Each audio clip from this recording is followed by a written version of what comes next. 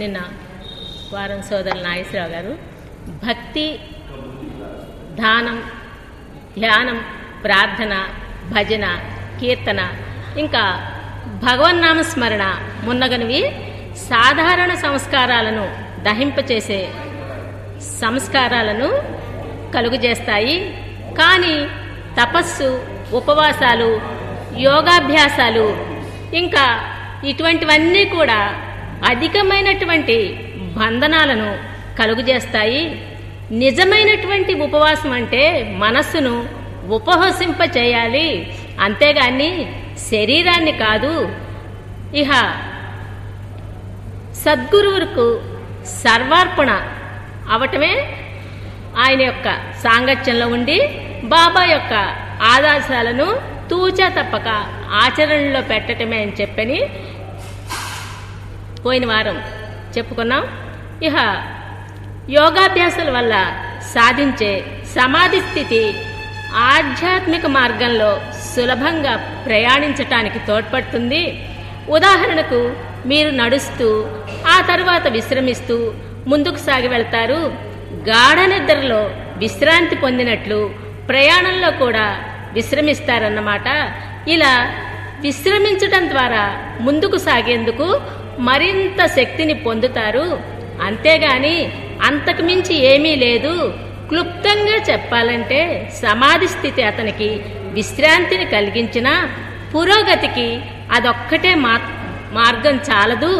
సద్గురువు సహవాసం లాంటి ఉత్తమమైన, సులభతరమైన, త్వరితమైన మార్గాలు కావాలి అని చెప్పని బాబా చెప్తున్నారు. ఇక 1926 జూలై 10వ తేదీ వరకు చెప్పుకున్నాం. ఇక బాబా మౌనం వహించిన తర్వాత ఆయన ఇచ్చే ఉపదేశాల సంఖ్య చాలా పెరిగింది. అలాగే బాబా చేసే కార్యక్రమాల ఉధృతి ఇంకా శారీరక శ్రమ కూడా బాబాకి పెరిగాయి. బాబా ఆ రోజుల్లో చేసే కార్యక్రమాలు పిండి విసరటం, పిల్లలకేమో స్నానం చేయించటం, ఇంకా వారి బట్టలు ఉతకటం, తర్వాత ఆయన యొక్క రహస్య గ్రంథాన్ని రాసేటువంటి పని కొనసాగించటం, బీదలకు ఇంకా రోగ పీడితులకు సేవ చేయటం, ఆ తర్వాత నిమ్న జాతుల వారి బాధలను విని వారికి సహాయపడటం, ఇంకా మెహరాబాద్లోని ఏర్పాట్లన్నింటినీ కూడా పర్యవేక్షించటం, మండలి వారి యొక్క బాగోగులన్నీ కూడా ప్రత్యేకమైనటువంటి శ్రద్ధతో చూడటం, వేలాది మందికి దర్శనమిచ్చి వారి సమస్యలకు సలహాలు ఇవ్వటం, మరియు రోజువారీ వచ్చేటువంటి ఉత్తరములకు ప్రత్యుత్తరాలన్నీ కూడా వ్రాయించటం, ఇదంతా కూడా బాబా దినవారీ చర్య అన్నమాట. ఈ పనులన్నిటికీ కూడా ఎంతో సమయం పట్టడమే కాకుండా వాటిని పూర్ణ మౌనంలో నిర్వహించటం. వాస్తవానికి గమనించదగ్గటువంటి గొప్ప విషయం, అవసరాన్ని బట్టి క్రోధం, క్షమ, అసంతృప్తి, సంతోషం, గాంభీర్యం, హాస్యం బాబా వ్యక్తం చేసిన ఆయన పరిపూర్ణమైనటువంటి నిగ్రహాన్ని ప్రదర్శిస్తూ ఉండేవాళ్ళు ఇన్ని పనులు చేస్తున్నా. ఇక తన నోటి వెంట ఎప్పుడు ఒక్క మాటను కూడా రానివ్వలేదు. హృదయపూర్వకంగా అన్ని ఆటల్లో కూడా బాబా పాల్గొనేవారు. కానీ ఎంతటి ఉద్వేగపూరితమైనటువంటి పరిస్థితుల్లో కూడా ఎట్టి శబ్దాన్ని ఉచ్చరించేవారు కాదు. ఆ మధ్యాహ్నం షహానే ఇంటి వద్ద బాబా ప్రసాదం వితరణ చేస్తున్నారు. ఇస్తుండగా మెహరాబాద్ నివాసి అయిన వామన్ కేశవ్ సబ్నిస్కు ప్రసాదం ఇవ్వడం బాబా మర్చిపోయారన్నమాట. ఆ తర్వాత సాయంకాలం భజన కార్యక్రమం జరుగుతుండగా బాబా అతన్ని వింతగా చూశారు. ఏంటి ఇలాగున్నాడు ఇతను ఈరోజని. రాత్రి విశ్రమించడానికి వెళ్ళేటప్పుడు బాబాకి ప్రణమిల్లటం కూడా మర్చిపోయి అతను వెళ్ళిపోయాడు, ఈ సబ్నిస్ అనే అతను. ఆ రాత్రి 10 గంటలకు సబ్నిస్ ఉన్నట్టుండి ఆవేశభరితుడయ్యాడు. సద్గురు మెహర్ బాబా మహారాజుకి జై, సద్గురు మెహర్ బాబా మహారాజుకి జై అని బిగ్గరగా అరిచి బాబా బాబా బాబా అంటూ అరుస్తూ తన ముఖంపై గట్టిగా బాదుకోవడం మొదలుపెట్టాడు. మిగతా మండలి వారు ఎంత వారించినా సరే వారిని పక్కకు తోసేసి అలాగే వాళ్ళ మాట కూడా వినకుండా తనను తాను కొట్టుకుంటూ అరుస్తూ ఈ రకంగా రోధించసాగాడు. తనకు బాబా ప్రసాదం ఇవ్వలేదని, ఇంకా నిద్రించే ముందు బాబా దర్శనం లేకుండా పోయిందని చాలా దుఃఖించాడు. అలా ఉన్మత్తుల్లా ప్రవర్తించి అర్ధరాత్రి తర్వాత శాంతించి స్థిమితంగా పడుకున్నాడు. మర్నాడు బాబా తనకు మండలి వారికి రాబోయేటువంటి 7 నెలల కార్యక్రమంలో, అనగా జూలై 12వ తేదీ నుండి 1927 ఫిబ్రవరి 7 వరకు దినసరి కార్యవిధానాన్ని ఇలా ప్రకటించారు. 24 గంటలకు ఒక్కసారి మాత్రమే భుజించి, తర్వాత కేవలం టీ, పాలు గాని లేదా పప్పు గాని తీసుకోవాలి. ఈ రకంగా 13వ తేదీ వరకు చేయాలి. ఉపవాసంలో పాలు పంచుకునే మండలిలోని ప్రతి ఒక్కరూ ద్రవ పదార్థాలు మాత్రమే తీసుకోవాలి అని. ఇక నుంచి బాబా ఏ ఆటల్లోనూ పాల్గొనరు, ఏ ఉపదేశాలు ఇవ్వరు, ఎక్కువ సమయం ఏకాంతవాసంలో ఒకే చోట ఉంటారు. మెహరాబాదులోని పనులకు పర్యవేక్షణకు బాబా వారంలో 1-2 సార్లు వచ్చి చూచి వెళతారు అని చెప్పని. బాబా తన ఉపవాసాన్ని జూలై 12వ తేదీ నుంచి ప్రారంభించారు. రోజులో చాలా సమయం దుని దగ్గర ఉన్న టేబుల్ క్యాబిన్ వద్ద ఏకాంతంగా గడిపేవారు. జూలై 14వ తేదీ వచ్చింది. దర్శన సమయంలో ఒక సాధకుడు వచ్చి, బాబా నాకు దైవ సాక్షాత్కారం కావాలని చెప్పని ప్రార్థించాడు. అతన్ని టేబుల్ క్యాబిన్కి ఎదురుగా వేప చెట్టు కింద ఉన్నటువంటి ఒక గుడిసెలో 1 సంవత్సరం పాటు నీవు కూర్చోవాలని చెప్పని, రోజుకొకసారి మాత్రమే భోజనం చేయాలని బాబా అతనికి ఆదేశించారు. ఆదేశాలను అతడు ఒప్పుకున్నాడు. ముందు అతడు బాబా ముందు కూర్చున్నాడు.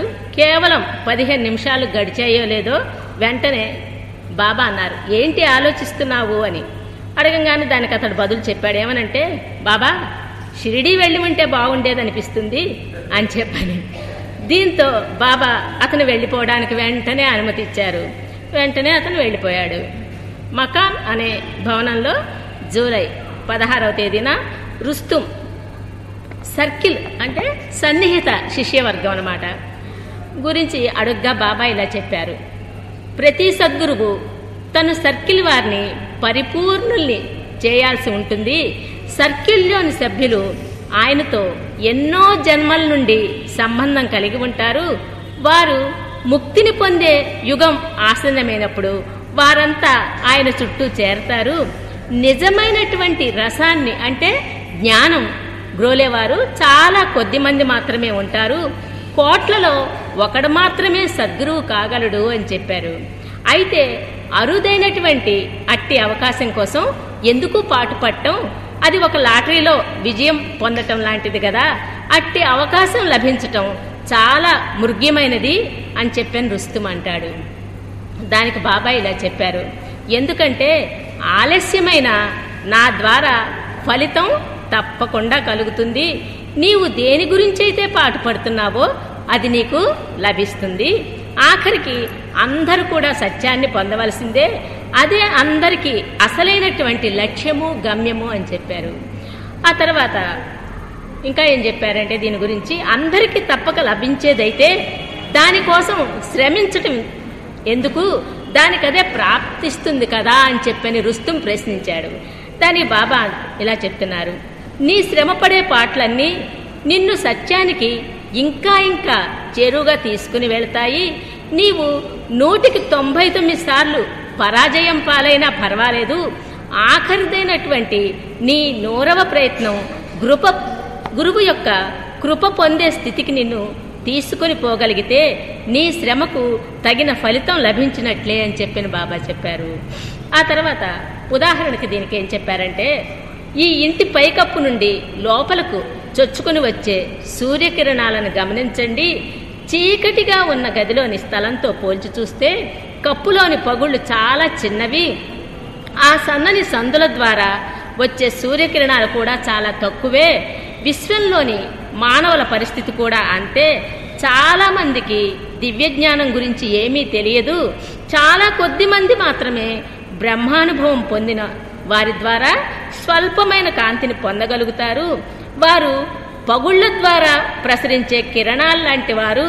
కానీ ఆ కిరణాలు మాత్రం సూర్యుడు కాదు. సూర్యుడనగా నిజమైనటువంటి జ్ఞానము అని చెప్తున్నారు. ఇంకా ఒక వ్యక్తి బాబా దర్శనం చేసుకుని జూలై 19 రాత్రి అహ్మద్ నగర్కి తిరిగి వెళ్తుండగా మెహరాబాద్కి మైల్ దూరంలో రోడ్డు పక్కన ఒక గుంటలో నుంచి పెద్ద పెద్ద కేకలు వినిపిస్తున్నాయన్నమాట. ఆ చీకట్లో దగ్గరగా వెళ్ళి చూడగా ముగ్గురు ఆ గోతిలో పడి ఉండటం చూసి భయపడ్డారు. రాత్రి 9 గంటల సమయంలో మళ్ళీ మెహరాబాద్ వెళ్ళాలి. మండల వారిని కొందరిని మారుతి పటేల్ను తీసుకుని రుస్తుం కారులో ఆ స్థలానికి తిరిగి వచ్చాడు. వారు వచ్చి చూడగా ఈ గుంట ముగ్గురు శరీరాలు రక్తసిక్తమై పడి ఉన్నాయన్నమాట. ఒక వ్యక్తి మరణించినట్లు కూడా, మిగిలిన ఇద్దరు మృత్యువుతో పోరాడుతున్నట్లు మొత్తానికి కనుగొన్నారు. వారు బాధతో మూలుగుతున్నారు. రుస్తుం రైల్వే స్టేషన్కి వెళ్ళి పోలీస్ వారికి సమాచారం అందించాడు. క్షతగాత్రులైన ఇద్దరిని మెహరాబాద్ ఆసుపత్రికి తీసుకువెళ్ళి అక్కడ వాళ్ళకి చికిత్స చేయటానికని చెప్పని ధైర్యం చేశారు. మిగిలిన మండలి వారు చట్టపరమైన ఇబ్బందులు ఊహించి వెనుకాడారు. మేము బాబోయ్ ఇట్లాంటి వాటిలో ఇరుక్కోకూడదు అని. రుస్తుం మాత్రం అట్లా చేయకుండా తానే పూర్తి బాధ్యత వహించి గాయపడిన ఇద్దరిని కూడా మెహరాబాద్ తీసుకుని వచ్చాడు. మండలి వారు ఆయనపై కసురుకోవటమే కాకుండా మెహరాబాద్కు వచ్చిన తర్వాత బాబా కూడా ఈ రుస్తుం తీసుకున్నటువంటి నిర్ణయాన్ని అంగీకరించలేదు. ఎట్టి పరిస్థితుల్లోనూ పోలీసులతో ఇబ్బందులు ఎదుర్కొంటాం బాబాకు నచ్చక రుస్తుం తీసుకున్న చర్య మంటల్లో చిక్కుకుని ఉన్న భవనాన్ని అద్దెకి తీసుకున్నట్లున్నదే అని కోపంగా వ్యాఖ్యానించారు. ఆ తర్వాత పోలీసులు వచ్చారు, అన్ని విషయాలు తెలుసుకున్నారు. మానవతా దృక్పథంతో తీసుకున్న చర్యకు రుస్తుమును అభినందించారు కూడా. మర్నాడు ఇద్దరు క్షతగాత్రులను అహ్మద్ నగర్ ఆసుపత్రికి తరలించారు. అక్కడ వారు కోలుకొని మామూలు పరిస్థితికి వచ్చారు. వ్యతిరేకతను ఎదుర్కొని కూడా పట్టుదల చూపించినందుకు రుస్తుముని చివరికి బాబా కూడా శ్లాఘించారు. రాబోయే సెలవులన్నింటినీ దృష్టిలో పెట్టుకొని హత్య జరిగిన ప్రదేశంలో పోలీసు గస్తీ ఏర్పాటు చేశారు. నేరస్తులు అక్కడ దాగి ఉంటుంటారన్నమాట అండి. అందుకనే ఆ ప్రదేశాన్ని అట్లాగా నేరస్తులు దాగి ఉండే స్థలంగా పేరు గడించినందున ఆ ఏర్పాటును చేశారు బందోబస్తు. రాత్రి కాపలా కోసం అని చెప్పిన కొంతమంది మండలి వారిని కూడా అక్కడ నియమించారు. హత్య గురించి చర్చిస్తుండగా విషయం మరణం గురించి మళ్ళింది. అప్పుడు బాబా ఇలా వ్యాఖ్యానించారు: తీవ్రమైన గాయాలకు అంగవైకల్యానికి గురై భీతావహంగా కనిపించే ఇలాంటి సంఘటనల గురించి సద్గురువులమైన మేము ఎందుకు చెల్లించాలి?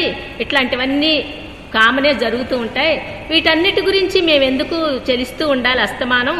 మీరు ఒక చీమను, ఈగను లేదా దోమను గాని చంపినప్పుడు బాధపడతారా? లేసి మాత్రం కూడా మీరు బాధపడరు. కోడితలను కసాయివాడు బడిపెట్టి తుంచినప్పుడు ఏమైనా మీరు తప్పుగా తీసుకుంటారా? లేదే. మరి మానవులకు కలిగే ఈ బాధలకు, రక్తపాతానికి, హత్యలకు ఎందుకు భయపడి వణికిపోతున్నారు? అట్లాంటి చీమ, దోమ, కోడి, ఈ మేకల్లో కూడా మానవుల్లాగే ప్రాణం ఉంది కదా. ఒక ప్రాణి కోసం బాధపడటం, మరొక ప్రాణి కోసం బాధపడకపోవటం ఎందుకు? మానవులకి ఇలా అయితేనేమో బాధపడుతున్నారు, అదే జీవరాశులకు కలిగితేనేమో ఏమీ బాధపడటం లేదు ఎందుకు అని చెప్పినంటూ మానవులతో పోల్చి చూస్తే ఈ జీవరాశులు ప్రాణాలను ఎంత అప్రధానమైనవిగా మీరు భావిస్తున్నారో అలాగే మానవ మరణాల్ని కూడా సద్గురువులు ప్రాముఖ్యత లేని చాలా స్వల్ప విషయాలుగా తీసుకుంటారు. వారికి ప్రపంచం యావత్తు స్వల్ప విషయమే, ఒక బిందువు లాంటిదే. అందుకని ఒక మానవుని మరణం గురించి ఎందుకంత కలత అని. అంతేకాక సద్గురువులకు ఒక వ్యక్తి భౌతిక శరీరాన్ని వదిలివేయడం మరణంగా కనిపించదు. అది ఒక శరీరాన్ని వదిలి మరొక శరీరాన్ని ధరించే ప్రక్రియ మాత్రమే. భౌతిక శరీరం ఆత్మ ధరించి 1 కోటి మాత్రమే, వేలు లక్షల సంఖ్యలో అలా భౌతిక శరీరాలు రాలిపోవడం, అదే సంఖ్యలో మళ్ళీ కొత్త శరీరాలను ధరించడం నిత్యం అనుదినం జరుగుతూనే ఉంటుంది. ప్రపంచంలో ఉంటూ కూడా సద్గురువులు మాయకు సంబంధించినంత వరకు నిజంగా మరణించిన వారే, శాశ్వతత్వంలో నిరంతరం వాళ్ళు నివసిస్తూ ఉన్నవారే. కాబట్టి కోట్లు మార్చినట్లుగా మానవ శరీరాలను మార్చటం వారికి ఎలాంటి ఆందోళనను కలిగించదు అని చెప్తున్నారు బాబా. ఇంకా మనస్సు తప్పక మరణించాలి, అంతేకాని శరీరం కాదు మరణించేది. శరీరానికి 1000 మరణాలు సంభవించినా ఆత్మ మాత్రం ఎప్పుడూ అలాగే ఉంటుంది. దానికి మరణం లేదు. ఆత్మసాక్షాత్కార స్థితిలో భౌతిక శరీరం మనస్సు రెండు కూడా మరణించినప్పటికీ ఆత్మ మాత్రం శాశ్వతంగా ఎప్పటికీ సజీవమై ఉంటుంది. ఈ శరీరం మాత్రమే పోతుంది అని చెప్తున్నారు. ఇంకా భౌతిక శరీరం మనస్సు కోసం జీవించి పనిచేసి బాధలు పడుతూ ఉంటుంది. మనస్సు ఆత్మ కోసం జీవిస్తుంది. ఉదాహరణకు వస్త్రాన్ని శరీరంలాగా, శరీరాన్ని మనసుగా, మనస్సును ఆత్మగా భావించు. ఒక అందమైన అమ్మాయి కనపడిందనుకోండి, మంచి బట్టలు ధరించి మీ ముందుకు వచ్చిందనుకోండి, ఆమె బట్టలు శరీరాన్ని కప్పి ఉంచినంత వరకు నీ మనస్సు ఆమె గురించి ఏమీ ఆలోచించదు. కానీ కొంచెం గాలికి ఆమె ధరించినటువంటి గుడ్డ గనక తొలగి ఆమె కాళ్ళు గనక బయటికి కనిపించిన మరుక్షణమే నీ మనస్సులో దాని ప్రభావం కలిగి అవాంఛనీయమైనటువంటి ఆలోచనలు ఎన్నో చోటు చేసుకుంటాయి. అయితే ఇప్పుడు జరిగిందేమిటి? ఆమె పైనున్న వస్త్రము అనగా భౌతిక శరీరం, భౌతిక శరీరానికి వస్త్రం ఎలాంటిదో మనస్సుకు భౌతిక శరీరం కూడా అలాంటిదే అని చెప్తున్నారనమాట. అంటే ఈ భౌతిక శరీరం బట్ట వల్ల ఎలా ప్రభావితమైనట్లుగానే మనస్సు కూడా ఈ శరీరానికి ప్రభావితమవుతూ ఉంటుందని. జూలై 21వ తేదీ మరి 22వ తేదీల్లో హిందువుల పండుగలు వచ్చాయండి. ఆ పవిత్ర దినాల వేడుకల్లో భాగంగా బాబాని ఊరేగింపుగా ఆరంగం గ్రామంలో ఆలయ ప్రాంగణంలో ఉన్నటువంటి బువాజీ బువా అనేటువంటి సత్పురుషుని గుడికి తీసుకుని వెళ్లారు. అక్కడ బాబా 700 మందికి అన్నదానం చేశారు.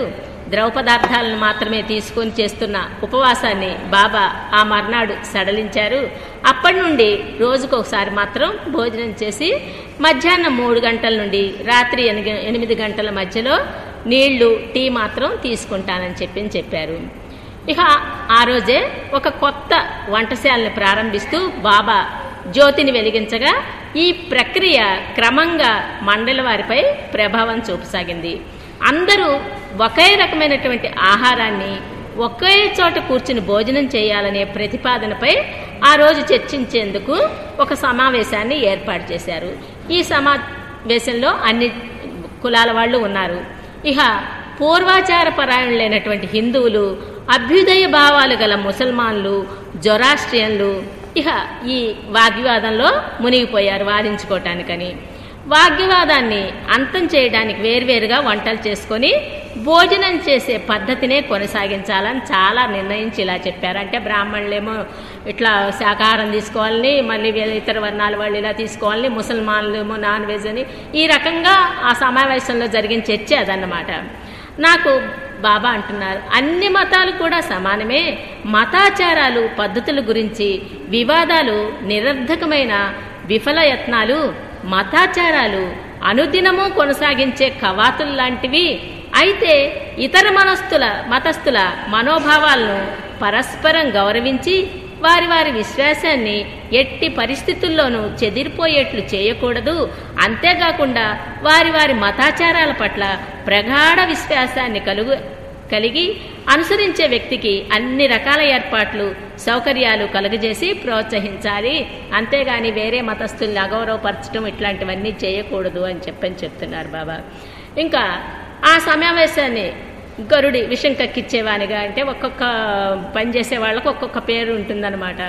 ఆ రకంగా ఇట్లా ఏనుగుని అంకుశంతో పొడిచే వాళ్ళని ఒక పేరు ఉంటుంది. ఆ రకంగా ఒక్కొక్క పనులు జంతువుల విషయంలో చేసే వాళ్ళకి ఈ రకంగా ఒక్కొక్క పేర్లు ఉంటాయి అన్నమాట. ఆ రకంగా ఈ సమావేశంలో బాబా ఆ గరుడి విషం కక్కించేవానిలాగా ఈ చర్చను ఆపివేయండి అని చెప్పారు.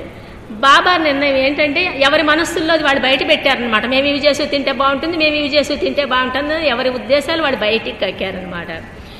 ఇక బాబా నిర్ణయం హిందువులకు సంతృప్తిని కలగజేసింది. ఇంకనూ వారి హృదయాల్లో ఎరుక అనే జ్యోతి ప్రజ్వలింపబడలేదు. అయినా బాబా జ్ఞానజ్యోతిని వెలిగించే ప్రయత్నాలు చేస్తూనే ఉన్నారు. ఇటీవల జరిగిన సంఘటన దృష్ట్యా మండలి సభ్యులు అప్రమత్తులై ఉండి ప్రత్యేకంగా రాత్రిపూట జాగరూకులై ఉన్నారు.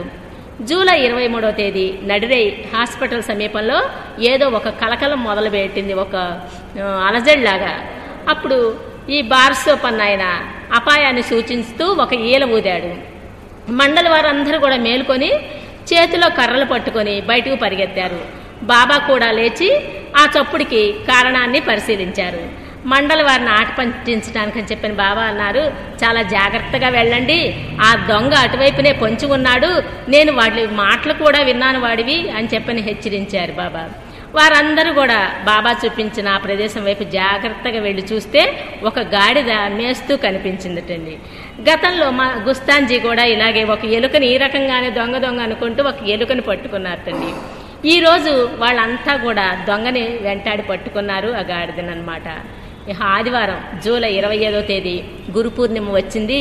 బాబా మండలి వారికి గురు పూర్ణిమ యొక్క అంతరార్థాన్ని తెలిపే హితోపదేశం చేస్తూ, ఏమీ తెలియని పసిపిల్లల వలె గురువు పాదాల వద్ద మీ తలలను అర్పించుకోండి, నేను మౌన విరమణ చేసే వరకు నన్ను విడిచి వెళ్ళమని చెప్పని ప్రతి వారు ప్రమాణం చేయండి అని చెప్పని బాబా చెప్పారు.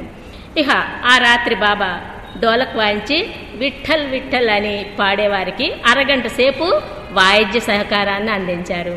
పాడేవారికి ఈ విధంగా చెప్పారు బాబా, మీరు మనస వాచ విఠల్కే అర్పణ అయిపోయి పసివాడు తల్లి కోసం అరచినట్లు అరిస్తేనే మీ అరుపు విఠల్కు వినపడుతుంది, లేకపోతే మీ అరుపులు కేవలం కంఠశోషగా మాత్రమే మిగిలిపోతాయి అని హృదయపూర్వకంగా భగవంతుణ్ణి ప్రార్థించమని చెప్తున్నారనమాట.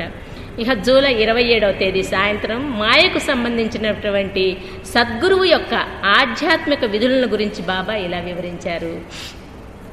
దైవంతో ఐక్యం పొందిన తర్వాత సద్గురువు కేవలం సృష్టిలో ఆయన నెరవేర్చవలసిన కర్తవ్యం కోసం మళ్ళీ మానవ చైతన్యాన్ని తిరిగి పొందుతాడు.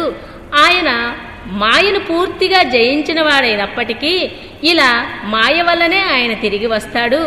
ఇతరులను తన వలే తయారు చేయడానికి ఆయన ఈ మాయా ప్రపంచంలో పనిచేయాలి. ఒక విధంగా అది మాయపై ఆధారపడటం అటువంటిదే. మాటి మాటికి అవతారుడు ఈ రకంగా మాయ కోసమని మాయలో ఉన్నటువంటి ఈ కార్యక్రమాలన్నీ చేయటానికనే వస్తూ ఉంటాడనమాట. ఉదాహరణకు టీ త్రాగటానికి మీరు ఒక కప్పును సాసర్ను ఉపయోగిస్తారు. టీ తాగటం అయిపోగానే కప్పు సాసర్ను పక్కకు పెట్టేస్తారు. అనగా ఒక పనికి గాని అనుభవానికి గాని అవసరమైనటువంటి సాధనాన్ని వ్యక్తి ఉపయోగిస్తాడని అర్థం. ఆ పని లేదా అనుభవం అయిపోగానే ఆ ఉపాధి లేదా సాధన యొక్క అవసరం ఇంకా ఉండదు. అలాగే సద్గురువు లేదా అవతారుని కృప ద్వారా భగవదైక్యాన్ని పొందేందుకు సాధకులు సిద్ధమయ్యే వరకు సద్గురువు తన శరీరాన్ని నిలుపుకుంటాడు. తన పని అయిపోగానే ఆ భౌతిక శరీరాన్ని త్యజిస్తాడు అని చెప్తూ 1926వ సంవత్సరం ఆగస్టు 5వ తేదీ నాడు నౌసేర్వాన్ సాధా మరియు అహ్మద్ నగర్ నుండి వచ్చిన వెంకటేష్ శ్రీధర్ చించోర్కర్తో వీళ్ళిద్దరూ చర్చల సందర్భంగా బాబా వారికి కోరికలు మరియు ఆధ్యాత్మిక స్వేచ్ఛ అలాగే రాజకీయ స్వేచ్ఛకు ఉన్న సంబంధాన్ని గురించి వివరించి ఈ క్రింది విషయాన్ని గట్టిగా చెప్పుతూ ముగించారు. నిజమైన భక్తి అనగా రోజుకు 1000 సార్లు మరణించటమని అర్థం. నీవు బాణాలకు గురి కావాలనుకుంటే మొదట హృదయాన్ని రూపుదిద్దుకోవాలి.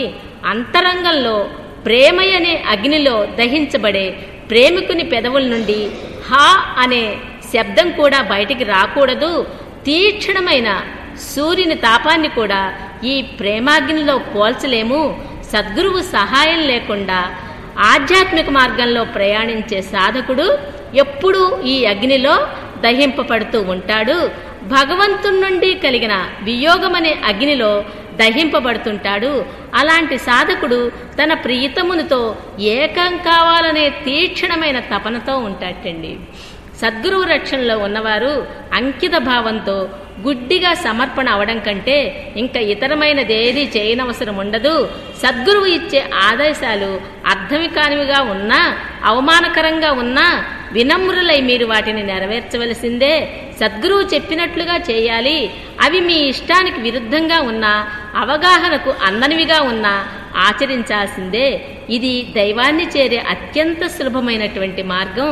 నాలో అలాంటి సద్గురువును పొందటం మీ అందరి అదృష్టం అని చెప్తున్నారు బాబా. ఇంకా ఏం చెప్తున్నారంటే, బాబా జూలైలో ప్రారంభించినటువంటి చేతి సౌజ్ఞల సంభాషణ గురించి ఆగస్టు 7వ తేదీన చర్చ జరిగింది. ఇక మౌనం ప్రారంభంలో మెహర్ బాబా వేళ్లతో నేలపై వ్రాస్తూ ఉండేవారు. ఇప్పుడు బాబా వేళ్లతో గాలిలో సౌజ్ఞలు చేస్తూ సంభాషించటం అలవాటుగా మారిపోయింది. ఇక పాఠశాల పిల్లలకు స్నానం చేయిస్తూ, చదువుతూ, వింటూ, వచ్చిన వారితో సంభాషిస్తూ తను చెప్పవలసింది సౌజ్ఞల ద్వారా చెప్తూ ఉండేవారు. ఆ సమయంలో తన చుట్టూ ఉన్న వ్యక్తుల గురించి కానీ, వస్తువుల గురించి కానీ ఎరుకలేనట్లుగా ఉండేవారు. గాలిలో అదృశ్యమైన వాటికి రూపకల్పన చేస్తున్నట్లుగా కనపడేది. 1926వ సంవత్సరం నాటి ఆ రోజుల్లో బాబా ప్రశాంతంగా మృదువైనటువంటి స్వభావాన్ని కలిగి ఉండేవారు. అది వరకు మంజిల్లో మండే అగ్ని లాంటి స్వభావానికి భిన్నంగా ఉన్నప్పుడు ఇప్పుడు దానికి విరుద్ధంగా చాలా సౌమ్య స్వభావంగా ప్రస్తుతం ఉంటున్నారు. మంజిల్ ఇమేంలో బాబా ఆదేశాలు మండలి వారు అమలుపరచకపోతే వారు చెంపలు చెళ్ళు మనిపిస్తూ ఉండేవారు. ఆ తర్వాత అదే రోజు ఉపాసిని మహారాజు మరియు హజరత్ బాబా జాన్ల కదలికల గురించి బాబా ఇలా వివరించారు. నేను భారతదేశంలో పర్షియాలో పర్యటించే రోజుల్లో ఉపాసిని మహారాజు ఎక్కడికి వెళ్లకుండా సాకోరీలోనే ఉంటుండేవారు. ఇప్పుడు నేను మెహరాబాద్లో ఉండగా ఆయన ఒకచోటు నుండి మరొక చోటికి ప్రయాణం చేస్తున్నారు. సంఘంలోని ఉన్నత స్థానాల్లో ఉన్నవారు పర్యటనకు వచ్చే ప్రముఖ వ్యక్తులకు స్వాగతం చెప్పే సాంప్రదాయం మాదిరిగా బాబాజాన్ పర్యటించే వివిధ ప్రదేశాల్లో ఆమెకు ఘనమైనటువంటి మర్యాదలు చేయబడేవి. ఆధ్యాత్మిక పాలక వర్గంలో ఉన్నత స్థాయిలో ఉన్నవారు ఆమె రాక సందర్భంగా అక్కడికి వచ్చారు. మామూలుగా ప్రపంచంలో జరిగే విధంగా బాబాజాన్ తన స్థలమైనటువంటి పూనా నుండి ఎక్కడికైనా బయలుదేరే ముందు ఆధ్యాత్మిక సంకేతాలు విరివిగా పంపబడి ఆమె సందర్శించే పట్టణానికి గాని నగరానికి గాని ఆధ్యాత్మిక పాలక వర్గంలోని ఉన్నతాత్ములు ముందుగా అక్కడికి చేరి ఆమె సమక్షంలో ఉండేట్లు ఏర్పాట్లు చేయబడేవి. ఎప్పుడూ నగ్నంగా ఉండే తాజుద్దీన్ బాబా ఒకసారి ధోవతి ధరించి బాబాజాన్కు తన గౌరవాభివాదం తెలియచేయుటకు వెళ్ళినట్లు చెప్పారు. ఇక నౌసేర్వాన్ సాత ప్రతి ఆదివారం బాబా దర్శనానికి వచ్చేవారు. ఆగస్టు 8వ తేదీన యథాప్రకారం మెహరాబాద్కు వచ్చారు. కానీ ఆయన సైకిల్ చెడిపోయినందువలన ప్రయాణంలో బాబా కూడా అతనితో కాలినడకన అహ్మద్ రైల్వే స్టేషన్కి 4 మండల సభ్యులతో కలిసి రాత్రి 10 గంటలకు టాంగాలో మెహరాబాద్కు తిరిగి వచ్చారు. గురుదేవుని ప్రేమ కరుణతో అతని హృదయం నిండిపోయింది. ఈ సాతా కుటుంబం వారందరూ కూడా బాబాని అవతారుడిగా ఆరాధిస్తూ ఉండేవాళ్ళు. బాబా అక్బర్ ప్రెస్కు తరచూ వెళ్తూ ఉండేవారు. నౌసేర్వాన్ సోదరులు పీలు మెహర్జీ మరియు జమీ వారి సోదరు గులామాసీతో కలిసి మెహరాబాద్కు వస్తూ ఉండేవాళ్ళు. ఒకరోజు మధ్యాహ్నం గులామాసి బాబా దర్శనానికి రాగా బాబా పిండి విసర్జనలో నిమగ్నమై ఉన్నారు. బాబా సౌంజ్ చేశారు, నాకు కొంచెం ఈ పిండి విసర్జనలో సహాయం చేయమని అని. ఆమె వెంటనే ఎంతో విధేయురాలై ఆ పిండి విసర్జన ప్రారంభించింది. పిండి విసిరేటప్పుడు భయంకరమైనటువంటి తుఫాను మెహరాబాద్ను ఊపేసిందటండి. పైకప్పుల్లోని రేకులన్నీ కూడా విరిగి ఎగిరిపడ్డాయి. ఆ తర్వాత భీకరమైనటువంటి ఇసుక తుఫాను చెలరేగింది. అది సాయం సమయం, ఇంకా సుడిగాళ్లు వీస్తూనే ఉన్నాయి. గులామాసి తాను అహ్మద్ నగర్కి ఎలా తిరిగి వెళ్ళగలనా అని చెప్పని విచారిస్తున్నది. బాబా ఆమె వైపు చూసి పక్కనే ఉన్న ఒక లోహపు పాత్రను తీసుకొని గట్టిగా విసిరిపారేసేటండి. వెంటనే తుఫాను గాలి ఆగిపోయి వాతావరణం ప్రశాంతంగా మారిపోయింది. గులామాసి దీన్ని చూసి చాలా ఆశ్చర్యశక్తురాలై ఆమె అహ్మద్ నగర్ వెళ్ళగానే ఈ విషయాన్ని సోదరులకు చెప్పి ప్రకృతిపై బాబాకి కల ఆధిపత్యాన్ని తెలియచేసింది. ఇక కైకూస్రు అప్సేరి అన్నతడు 1924వ సంవత్సరంలో మొట్టమొదట బొంబాయిలో బాబాను దర్శించుకున్నాడు. బాబా దర్బార్లో శాశ్వతంగా సేవ చేయాలని చెప్పని అతను నిర్ణయించుకొని ఆకాంక్షించాడు. 1 సంవత్సరం తర్వాత బాబా అతన్ని మెహరాబాద్ పిలిపించారు. అతడు మెహరాబాద్ మండల్లో ఉండసాగాడు. హాస్పిటల్ వద్ద రాత్రి కాపలా కూడా కాస్తూ ఉండేవాడు. బాబా విషయాలను పర్షియా భాషలో వ్రాసే పని అతనికి ఇవ్వబడింది. ఆ సమయంలో మెహరాబాద్లో పాములు, తేళ్లు ఎక్కువగా తిరుగుతూ ఉండేవి. పోస్టాఫీస్ వద్ద ఒకరోజు పొడవాటి పెద్ద పామును చంపారు. బాబా దాన్ని చూడటానికని వచ్చారు. అఫేర్సి ఆ పాముని చేతితో ఎత్తి బాబాకి చూపించాడు. ఆ పామును దూరంగా విసిరేసి చేతులను 24 సార్లు కడుక్కోమని చెప్పని బాబా చెప్పారు అతనికి. ఇక అక్కడున్న ఆస్తిపాస్తులు, కాపలాకు కుక్కలు అవసరము కావాలి ఇక నుంచి అని చెప్పిన బాబా ఒక కొత్త కుక్కని తీసుకురమ్మని చెప్పి కోరారు. మాధవరావు మెహరాబాద్ నివాసి తన చిన్నాన్న వద్ద నుండి ఒక కుక్కను తీసుకుని వచ్చి బాబాకి ఇచ్చాడు. కొద్ది రోజుల తర్వాత బాబా ఆ కుక్కను తీసుకెళ్లి అహ్మద్ నగర్లో ఉన్న దాని యజమానికి అప్పగించరమ్మని చెప్పారన్నమాట. ఈ విషయాన్ని అన్న 104 అనేటువంటి ఆయనకి పురమాయించారు.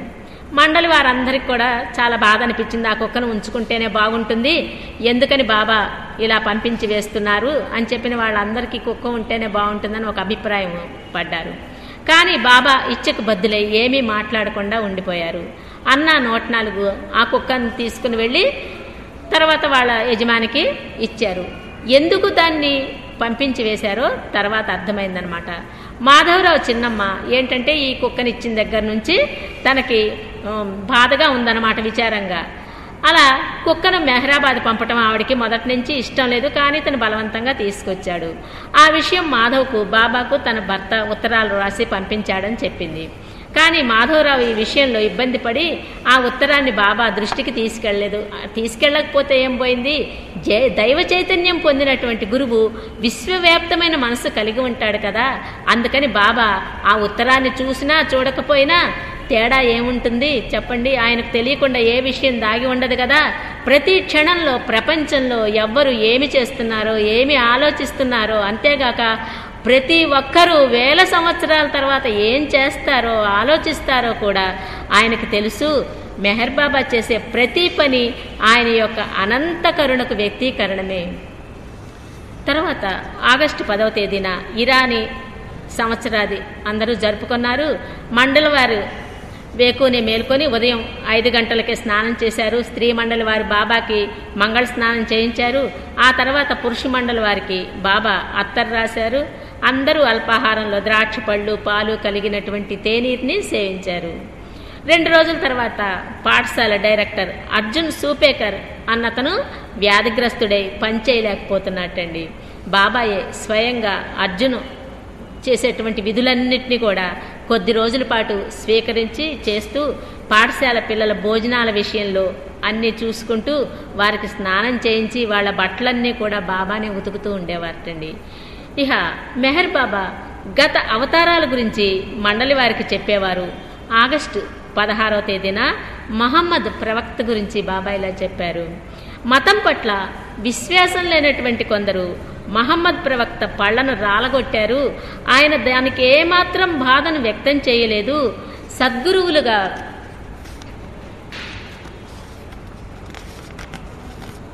మా చేతలు లోకరీతులకు భిన్నంగా ఉంటాయి.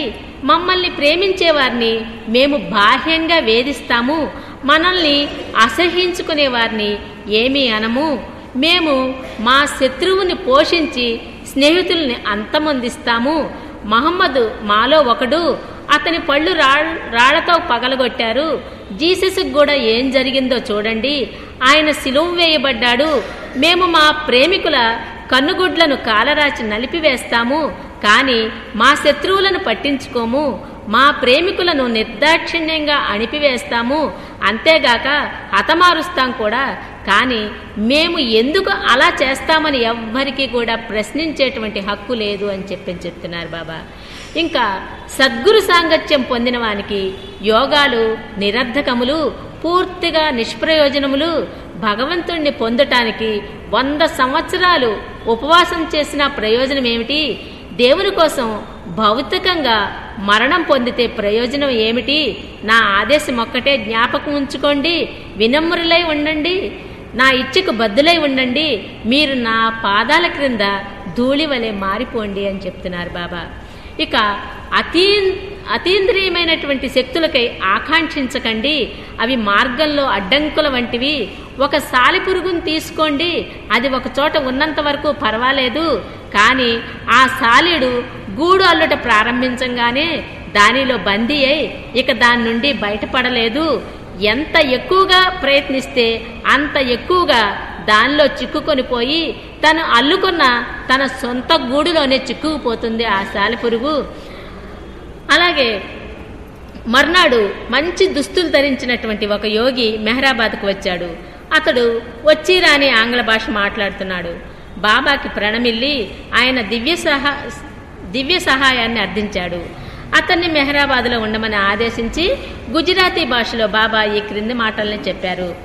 మాట్ల, కాట్ల, కోట్ల, సాట్ల, వాట్ల, చోట్ల, ఔర్ పోట్ల అని.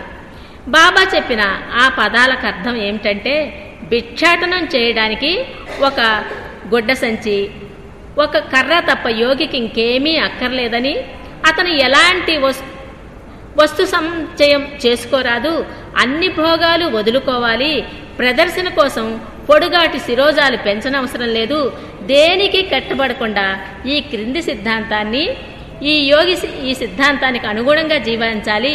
అంతేగాని రోజులు ఆ యోగి మెహరాబాద్ నుండి వెళ్ళిపోవాలని ఉందని చెప్పాడు. కారణమడుగ్గా అక్కడ మంచి భోజనం దొరకటం లేదని చెప్పాడు. అతని ప్రవర్తనకు నిరుత్సాహపడి మెహరాబాద్ వెళ్ళడానికని బాబా అనుమతించారు. ఆ తర్వాత బాబా బాధగా ఇలా చెప్పారు. కొంతమంది వస్తుంటారు, బాబాను అడుగుతుంటారు, బాబా పెట్టే కండిషన్లు ఒప్పుకోలేక వెళ్ళిపోతూ ఉంటారు. ఇలా శంకరాచార్యుల వారు కూడా ఒక చిన్న పద్యంలో చెప్పారు. జటిలీ ముంజి లుంచిత కేశ కాషాయాంబర బహుకృత వేష పశ్యన్నపిచ నపశ్యతి మోణ్ణం ఉదర నిమిత్తం బహుకృత వేషం. ఇవన్నీ కూడా పొట్టకోటి కోసమే ఈ వేషాలన్నీ వేసేదని చెప్పని శంకరాచార్యులు గారు కూడా ఒక చిన్న పద్యంలో ఉదాహరించారు. ముక్తి కోసం వచ్చి భుక్తి కోసం అని చెప్పని వెళ్ళిపోయాడు అతను. బాబా మండల్లో వరప్రసాదితమైన మనసు గల వారిలో డాక్టర్ ఖనీ మున్సిప్ ఒకడు. ఆయనకున్నటువంటి అవగాహన శక్తి నిశితమైన హాస్య ధోరణిటండి. ఎప్పుడు కూడా అప్పుడప్పుడు మండలి వారిలో చర్చనీయాంశం అయ్యేది. ఖనీ రంజులు మెహరాబాద్ కొద్ది రోజుల ముందే వచ్చారు. ఆగస్టు 19వ తేదీన బాగా రాత్రి అయ్యాక మతము దైవాన్ని చేర్చే మార్గం గురించి, అంతకుముందు బాబా ఇచ్చినటువంటి వివరణల గురించి సయ్యద్ సాబ్, రంజు మరియు డాక్టర్ ఖనీల మధ్య వాడి వేడి అయినటువంటి చర్చ జరిగిందటండి. దీని గురించి, మతం గురించి. అది పాఠశాల భవనంలో జరిగింది. బాబా ఆ సమయంలో అటు నుంచి వచ్చారన్నమాట. అందరూ ఈ వాదన వాదించుకోవటం విన్నారు. సయ్యద్ సాహెబ్ ఖురాన్లో చదివిన అంశాలు బాబా చెప్పిన వివరణలు ఒకే రకంగా ఉన్నాయని వాదించగా, కాదు అలా లేవు అని చెప్పని రంజు దానికి ఇదిగా వాదించాడు. ఏకాభిప్రాయానికి ముగ్గురు కూడా రాలేకపోయారు. తర్వాత చేసేది లేక బాబాను ఆశ్రయించారు. వారిని ఉపశమనింపచేస్తూ బాబా ఇలా చెప్పారు. నేను ఇచ్చే వివరణలు మత గ్రంథాల్లో కానీ విషయాల కంటే చాలా చాలా భిన్నమైనవి మరియు మతాలలో చెప్పబడిన కర్మకాండలతో ఏమాత్రమూ సంబంధం లేనటువంటివి. నిజంగా మనకేదైనా కొంత జ్ఞానం లభిస్తుందంటే అది హిందూ ధర్మశాస్త్రాలు, వేదాంతాల్లో కానీ అవి కూడా నేను ఇచ్చే వివరణలకు ఛాయల్లాంటివే అంటున్నారు బాబా. ఎన్ని గ్రంథాలు ఉన్నా కూడా నేను ఇచ్చేదానికి ఉట్టి ఛాయ మాత్రమే అని చెప్తున్నారు, నీడలాంటివి అని. గతంలో సద్గురువుల్లో ఎవ్వరూ నేనిచ్చే ఈ వివరణలు ఇవ్వలేదు. వారందరూ కూడా గొప్ప గురువులే, గొప్ప ప్రవక్తలే, ఎందరికో దైవానుభూతి కలుగజేశారు. అయినా వారు ప్రపంచం కోసం ఏర్పరిచి వెళ్ళింది తీయని పాకం లాంటి కర్మకాండలు మాత్రమే. ఎన్నో చేశారు ముందు ముందు వాళ్ళందరూ, కానీ కర్మకాండలు మాత్రం అందరికీ వదిలేసి చక్కగా పాటించమని చెప్పెళ్ళారు. కేవలం వారి సన్నిహితులైన శిష్యులకు మాత్రమే ఆంతరికమైన జ్ఞానాన్ని అందించారు. బయట వాళ్ళందరికీ ఇలా ఇచ్చి బాగా వాళ్ళకి డీప్తో ఉన్న శిష్యులకు మాత్రం మంచి ఆంతరికమైనటువంటి జ్ఞానాన్ని అందించారనమాట. అట్టి శిష్యులు చాలా కొద్ది మంది మాత్రమే ఉన్నారు. వారు చెప్పింది పుస్తకాల రూపంగా వ్రాయించినది కేవలం సామాన్యులు బుద్ధికి వచ్చే కర్మకాండలు క్రతువులు గురించిన జ్ఞానం నియమ నిబంధనలు మాత్రమే ఉన్నాయి. వాటిల్లో నేను ఇచ్చే వివరణలున్నాయే మామూలు బుద్ధితో గ్రహించి అవగాహన చేసుకోలేని జ్ఞానం గురించి ఈ వివరణలు కూడా యథార్థ జ్ఞానానికి ఛాయలు మాత్రమే అయినా అవి మనస్సుతో గ్రహించనలవి కానటువంటివి. అందుకని ఎవరైతే ఆ విషయాలను అర్థం చేసుకోవటానికి సిద్ధంగా ఉన్నారో వారి కొరకు మాత్రమే మనస్సుకు గ్రాహ్యము కాని ఆ విషయాలను వివరించి నేను చెప్తుంటాను. అంతేకాని అందరి కోసం కాదు. అందరి వాటిని అర్థం చేసుకోలేరు, సహించను లేరు, వినడానికి సుముఖంగా కూడా ఉండలేరు అని చెప్తున్నారు బాబా. ఉదాహరణకి ఏం చెప్తున్నారంటే, మీరందరూ కూడా భగవంతుడే అని నేను చెప్తాను. ఒకవైపు ఇస్లాము, ఇతర మతాలు మీరంతా భగవంతుని సేవకులమని చాటుతున్నాయి. మహమ్మద్ భగవంతుని అవతారమని చెప్పి నేను చెప్తాను. కానీ వాళ్ళ మతస్థులే, వాళ్ళ మహమ్మదీయులే ఏమంటారంటే ఆయన భగవంతుడు పంపినటువంటి దూత అని అంటున్నారు. నేను భగవంతుడిగా ఒప్పుకున్న వాళ్ళ శిష్యులు మాత్రం అలా అంటారు. అలాగే జరతృష్ట మరియు క్రీస్తు విషయంలో కూడా అంతే. వాళ్ళను కూడా నేను భగవంతుడనే చెప్తున్నాను. కానీ వీళ్ళందరూ కూడా వాళ్ళు మళ్ళీ జీసస్ కూడా దేవుని కుమారుడు అని చెప్పని అంటూ ఉంటారు. ఈ రకంగా అనుకుంటూ ఉంటారు అని చెప్పిన బాబా చెప్తూ, మీ కరతాళ ధ్వనులు, భజనలు పాడటం, పార్సీలేమో కస్తీ ధరించటం, నమాజు ప్రార్థనలు చేయటం ఇవన్నీ కూడా కేవలం బాహ్యంగా కనపడే కవాతులు మాత్రమే. అంటే ప్రార్థనలు లాంటివి. భగవన్నామాన్ని ఒక్కటి మాత్రమే తీసుకోండి. క్రోధము, కామము, లోభాలను విడనాడండి. ఇదే నిజంగా మీకు కావాల్సింది. కానీ ఆచారాలకు కట్టుబడి ఉన్న మతావలంబలకు నేను చెప్పే ఈ మాటలు వింటే నా మెదడును పేల్చివేస్తారు. నేను వారిని చూసేమో జాలి పడతాను. ఎందుకంటే వారిది చాలా సంకుచితమైనటువంటి మనస్సు, పరిణితి చెందనటువంటి అవగాహన లేదు కనుక వాళ్ళకి అని చెప్తున్నారు.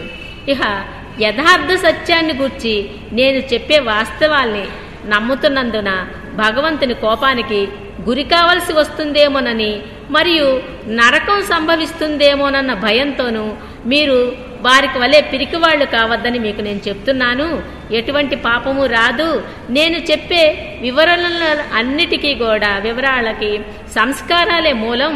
ఈ సంస్కారాల గురించి ఏ మతము కూడా వివరించలేదు. నేను చాలా స్పష్టంగా తార్కికంగా వివరించాను. ఇంత విశదంగా అనర్గళంగా సంస్కారాల గురించి మరెక్కడా వివరించబడలేదు ఏ గ్రంథాల్లో అని చెప్తూ బాబా తర్వాత 2 రోజుల తర్వాత డాక్టర్ అబ్దుల్ ఖనీ వారి స్వస్థలమైన లోనావాలాకు వెళ్ళారు.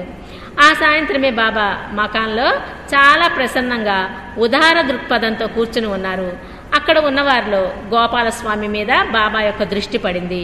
నీవు ఎక్కువగా దేన్ని కోరుకుంటావో చెప్పు అన్నారు బాబా. ఏమీ లేదని అతను బదులిచ్చాడు.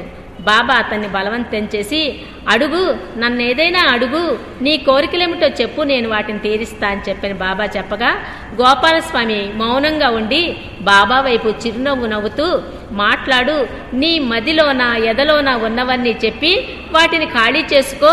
ఇది మంచి సమయం. నీ కోరికలను చెప్పి తీర్చుకోమని నేను స్వయంగా నా ఇష్టపూర్వకంగా అడుగుతున్నాను. ఇదే అవకాశం. ఎందుకంటే నేను అలాంటి ప్రసన్నతతో ఉన్నాను అని చెప్పని సౌజ్ఞలు చేసి బాబా అతనికి చెప్పారు. అవతార్ మెహర్ బాబా కి